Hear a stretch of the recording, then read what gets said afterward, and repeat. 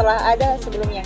Kebangkitan Islam atau Islamic Resurgence merupakan suatu gerakan yang mengacu pada pandangan dari umat Islam bahwa Islam menjadi penting kembali karena Islam dikaitkan dengan perjalanan masa lalunya yang gemilang.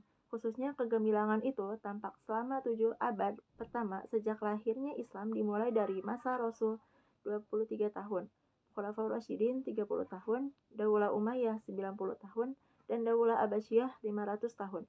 3 hingga masa lalu tersebut mempengaruhi pemikiran kaum muslimin sekarang.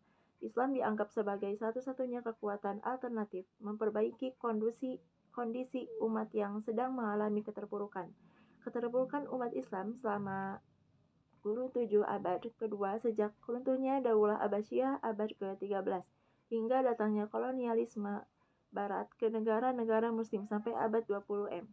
Kebangkitan Islam pada abad kedua M Masehi, formatnya gerakannya bukan lagi terfokus pada upaya mengonstruksi sistem pemahaman ajaran Islam, tetapi menurut kelompok neo-revivalis merespon gerakan modernis yang menurut mereka telah cenderung terbaratkan atau westernis, sehingga di antara beberapa aliran modernis, revivalis, dan tradisionalis timbul saling kritik dan saling serang terhadap benarnya bila mengacu pada pemikiran beberapa tokoh modernis seperti Ahmad Khan dari Pakistan dan Toha Hussein dari Mesir. Mereka atau modernis sering menafsirkan Al-Quran dalam konteks untuk membenarkan pandangan atau temuan Barat, kemudian mengklaim yang ditemukan Barat, khususnya di bidang sains dan teknologi, punya dasar kuat dalam Islam. Kelompok modernis dipandang oleh beberapa revivalis sebagai sikap apologetik dalam memahami Islam dan hubungannya dengan peradaban Barat. Peneliti mendeskripsikan mengenai peradaban Islam pada masa kebangkitan. Peneliti ini menjelaskan tentang kebangkitan Islam yang merupakan kebangkitan ilmu pengetahuan. Dalam kalimat tersebut merupakan mubtada yang sebagai simbol agar dapat menggambarkan tentang kehidupan umat di puncaknya dalam masa kebangkitan Islam dan menjadikan suatu harapan bahkan agenda umat Islam. Maka dari itu dapat mendorong mengenai 3 hal. Pertama, yang dapat mengakibatkan berkeinginan pada warisan Islam yang ada pada masa lalu. Dalam Islam akan mendinginkan dunia selama 7 abad dalam berbagai bidang. Kedua, hegemoni Barat pada peraturan internasional. Dan ketiga yaitu meniru Barat ke dunia Islam yang akan menyesuaikan kolonialisme bahkan imperialisme untuk mengeksploitasi dengan sumber daya bahkan melumpiakan sumber daya. Selanjutnya, peneliti ini akan menggunakan suatu jenis penelitian kualitatif yang dimana datanya akan diperoleh melalui sumber literer atau library research. Dalam pengumpulan data dapat dilakukan dengan menggunakan metode dokumentasi yang merupakan suatu teks yang berupa arsip bahkan mencakup tentang buku-buku yang berkaitan dengan pendapat, teori, dan artikel ilmiah untuk menyelesaikan masalah yang diteliti. Muhajirin 1996-49. Dalam hasil penelitian dapat memberikan sebuah faktor untuk membangkitkan peradaban Islam, yaitu dengan asimilasi pluralisme pada pemerintahan dan politik, stabilitas politik dan ekonomi. Dalam pertumbuhan dapat mengartikan mengenai pembangunan tentang perpustakaan sehingga dapat mengartikan tentang penelitian ilmiah. Pada pertengahan abad ke-20 M, dunia Islam akan bangkit dengan melepaskan negara dari penjajah Barat. Kajian ini bertujuan untuk mendeskripsikan peradaban Islam pada masa kebangkitan kembali atau lanjutan. Dalam penelitian ini menggunakan pendekatan kualitatif deskriptif dengan jenis penelitian atau library research yang didasarkan pada objek penelitian ini memakai gagasan sejarah peradaban Islam. Dengan demikian, sumber yang dipakai adalah berbeda dan penelitian menggunakan 2 metode, yaitu pertama data primer yang diperoleh dengan mempelajari pendapat-pendapat para ahli yang berkaitan.